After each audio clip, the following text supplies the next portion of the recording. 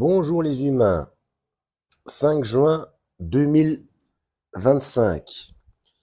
Bienvenue si vous êtes nouveau sur la chaîne. Ne vous fiez surtout pas à une seule vidéo. Allez voir mes playlists, je traite de tout un tas de sujets très différents. Dans la playlist, Jésus l'enquête, épisode numéro 48. Alors, concernant Jean Stone, allez voir l'épisode numéro 30. Il y a quelques informations à son sujet qui sont importantes à savoir. Alors, épisode numéro 48, nous entamons le chapitre 9. Communauté, vous avez dit communauté, comme c'est bizarre. Premier sous-chapitre, un disciple idéal, entre guillemets, dans un évangile ayant de nombreux rédacteurs, point d'interrogation. Les modernistes vont développer deux grandes thèses concernant l'évangile de Jean. Moi, excusez-moi si j'ai une voix un peu nasillarde, mais là, avec le paquet de pollen que je respire tous les jours, mon rhume des foins est quelque peu envahissant. Premièrement, celui-ci est issu d'une communauté et rassemble le travail de plusieurs rédacteurs successifs. Cette communauté a bien été fondée par un apôtre de Jésus, entre parenthèses peut-être un certain Jean, mais ce n'est même pas sûr. La deuxième grande idée moderniste est que Jean ne représente pas une personne physique, mais le disciple idéal, entre guillemets. En effet, nous devrions tous désirer, si nous étions vraiment des disciples suivant le Christ jusqu'au bout, d'être avec lui au pied de la croix pour l'accompagner dans ses souffrances sans le renier, contrairement aux autres apôtres. Oui, je vois déjà où il veut en venir. Tout simplement que les autres avaient leur tête mise à prix, tandis que Jean l'Ancien avait ses entrées au Sanhédrin, ou Sanhédrin, je sais jamais comment est-ce qu'on prononce, peu importe. Donc c'était un notable, hein, comme Nicodème et comme Joseph d'Arimathie. Donc ces gens n'étaient pas, beaucoup moins en danger que que ce groupe de farfelus sectaires. Vous voyez ce que je veux dire. Nous devrions tous recevoir chez nous et célébrer dans notre cœur la Vierge Marie. Nous devrions tous croire en sa résurrection sans avoir besoin, comme Thomas, qu'il nous apparaisse, mais simplement à la vue du tombeau vide, comme c'est le cas pour l'auteur du 4e évangile.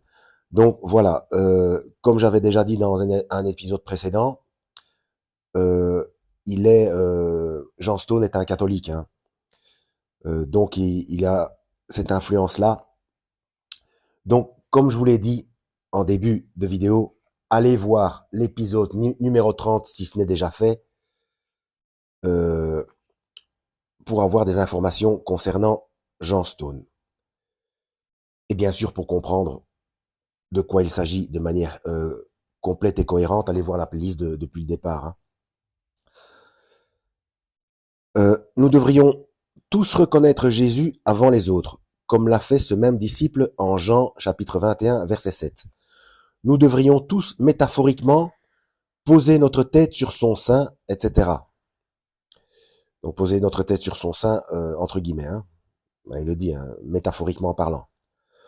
On ne s'étonnera pas que cette thèse remonte à Alfred Loisy, l'un des fondateurs du modernisme en exégèse. Elle a connu de très grands succès et a été reprise par de très nombreux auteurs. Même le père Joseph Lê Minh Tông développe lors de son intervention dans notre colloque ce thème du disciple bien-aimé comme disciple idéal, tout en rajoutant, bien heureusement, qu'il s'agit aussi, selon lui, d'une personne physique ayant réellement existé. Alors, il y a un lien informatique que je vais tenter de vous montrer, pour ceux que ça intéresse. Voilà, la référence se trouve là. J'espère que c'est suffisamment net. Voilà. Toujours pour ceux qui veulent faire des recherches plus approfondies. En effet, l'affirmation que l'auteur du 4e évangile, ce fameux disciple que Jésus aimait, ou cette autre disciple, entre guillemets, n'est pas un témoin direct ayant foulé le sol de la Palestine du 1er siècle et ayant échangé avec Jésus est profondément absurde et se situe quelque part entre le syndrome du poissonnier, entre guillemets, et l'effet Benoît XVI, entre guillemets, comme vont nous le montrer les paragraphes suivants. Donc voilà, comme je vous ai dit, hein, concernant comment est-ce qu'on dit, ces expressions, syndrome du poissonnier, effet Benoît XVI, etc. Il faut regarder la playlist depuis le début, hein, parce que même moi qui reprends la playlist là, je me souviens jamais. Oui, bref. L'effet Gillette, oui, l'effet Gillette, il y a un rapport avec le rasoir d'Occam. Mais bon, il n'y a jamais que celui-là dont je me souviens. Quant à la thèse de la rédaction par une communauté multiple d'auteurs, on peut effectivement affirmer que les 3 dernières phrases de l'Évangile ont été rajoutées par cette communauté qui emploie successivement le nous et le je, comme nous l'avons déjà mentionné, voir page 51. Encore une fois, référez-vous à la playlist depuis le départ. Mais il n'y a absolument aucune raison d'affirmer qu'un autre passage de l'Évangile a été écrit par d'autres personnes que le disciple bien-aimé. Et pourtant, que de théories écrites là-dessus. Le père Marie-Émile Boimard, que nous avons déjà cité, parle des couches 1, 2A, 2B, 3, etc. Alors, de nouveau une référence, Marie-Émile Boimard, à l'aube du christianisme, page 79 ou 79 à 88. Et bah oui, le nous et le je, bah, ça s'explique tout simplement qu'à un moment donné, Papias a servi de nègre entre guillemets pour comment? Pour Jean, hein, voilà. Comme Luc a fait pour Paul, tout simplement. Prenons en exemple le texte que vous êtes en train de lire. Un nombre important de ces pages sont issus d'un article de type universitaire que j'ai écrit près de 9 ans avant l'apparition de cet ouvrage. Il y a de nouveau une référence et c'est un lien informatique. Mais oui, je ne sais jamais qui va regarder ma vidéo. Alors, pour ceux qui ne savent pas, on appelle nègre quelqu'un qui écrit pour un écrivain. Voilà, je vais donner parce qu'ici, je suis dans une région où tout est péjoratif. Hein. Comme j'ai déjà expliqué, bientôt quand on va dire tabouret, il va y avoir une accusation de tabourophobe, parce qu'il fallait dire un siège sans dossier. Je sais pas, tu sais. Bon, alors, on va regarder ça dans le dictionnaire.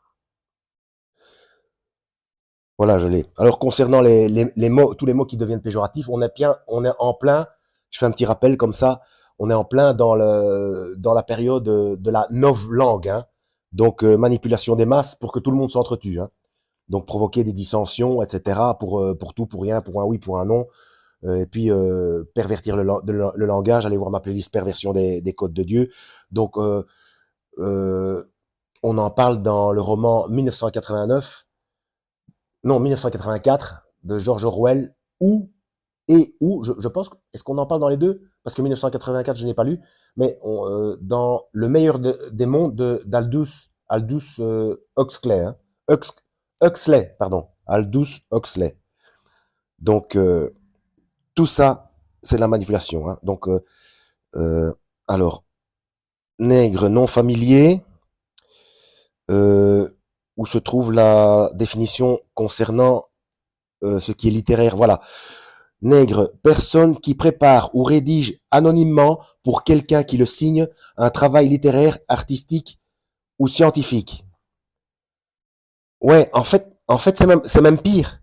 En fait, en réalité, donc je me suis trompé sur le terme, c'est même pas le bon terme que j'ai dit, parce que Papias écrivait sous la dictée de Jean, comme Luc écrivait sous la dictée de Paul. Tandis que là, celui qui a appelé nègre, c'est le véritable auteur. Voilà, c'est le véritable auteur, mais qui rédige anonymement. Voilà. Pour quelqu'un d'autre qui va le signer et en tirer toute la gloire. Donc c'est peut-être pour ça qu'on appelle ça un nègre, parce qu'on profite de lui. Je pense, hein, je pense au sens métaphorique. Hein. C'est peut-être ça. Ok, donc on va reprendre. Alors, le second lien informatique concernant, euh, voilà, ici, moi, je ne vois jamais ce que je fais. C'est très contrariant. Voilà. Euh, Près de 9 ans avant l'apparition de cet ouvrage, le petit 2, je l'ai montré, ok, c'est reparti. Néanmoins, comme je l'ai dit dans l'introduction, cet ouvrage n'est pas destiné aux universitaires, mais à porter au plus vaste public possible la connaissance de cette problématique et surtout de la question qui est Jésus, que nous allons traiter au chapitre suivant au pluriel. Des exégètes particulièrement affûtés qui se pencheront, du moins je l'espère, sur la pensée stonienne, entre guillemets, donc la pensée de Jean Stone, hein, euh,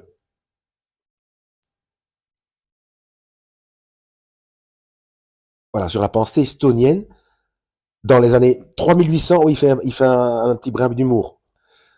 Donc, des exégètes particulièrement affûtés qui se pencheraient, du moins je l'espère, sur la pensée stonienne dans les années 3800, on a le temps, après le millénium, ne manqueront pas de faire remarquer que certains passages de cet ouvrage contiennent des formulations d'un style populaire n'ayant rien à voir avec les passages écrits en style universitaire et que cette énorme différence de style traduit l'existence d'une communauté estonienne qui aurait publié ce livre à partir d'informations données par une source hypothétique, probablement écrite par un certain Jean Stone, dont on a perdu toute trace, si tant est qu'un tel personnage ne soit pas une légende formée a posteriori, vers les années 2200. En effet, on attribue à cet auteur des ouvrages portant aussi bien sur le management, l'économie, l'évolution de la vie, la physique quantique, les nouvelles technologies, la théologie, et cela à une époque connue pour son hyper spécialisation. Oui, il fait un petit brin d'humour là, et puis il en profite pour se faire un petit peu de pub. Pourquoi pas à partir du moment où c'est intéressant. Comme je vous ai dit au départ, bon, il est influencé par le catholicisme, mais c'est quand même quelqu'un qui creuse et tout, comme je vous l'ai déjà dit dans les précédentes vidéos, il s'intéresse à la physique quantique, donc voilà. Alors, il y a une petite annotation encore une fois. Donc, allusion bien sûr à la thèse moderniste la plus extrême, selon laquelle le disciple bien-aimé n'a jamais existé. Si un jour, sur une version incroyablement ancienne du cloud, qui aurait été sauvegardée sur un ordinateur quantique que des archéologues ramèneraient à la vie vers les années 3850, on retrouverait le texte du fameux article donné dans la note précédente. Ce serait un triomphe extraordinaire pour la version moderniste des études stoniennes.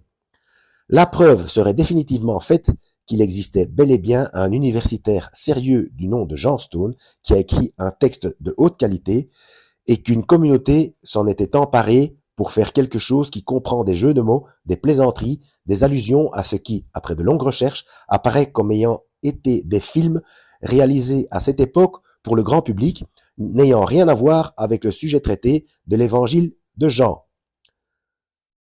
Entre parenthèses, Matrix et la guerre des étoiles. Une petite annotation, petit 2, dont je parle dans les chapitres suivants. D'accord. Or, nous savons bien évidemment que tout cela serait profondément absurde. Un même auteur, en fonction de son lectorat, peut déjà s'exprimer différemment. Alors imaginez le même auteur qui écrit quelque chose en complément de notes qu'il a rédigé 40 ou 50 ans auparavant. Ne serait-il pas stupéfiant qu'il s'exprimât de la même façon? Bah oui. Bah c'est comme moi, j'ai des tas de plaisirs sur des tas de sujets différents, mais je m'exprime de toujours la même manière, hein. Donc ça fait presque un quart d'heure, on va s'arrêter là. Mon petit marque-page. À la prochaine, lisez la Bible et que Yahweh vous guide.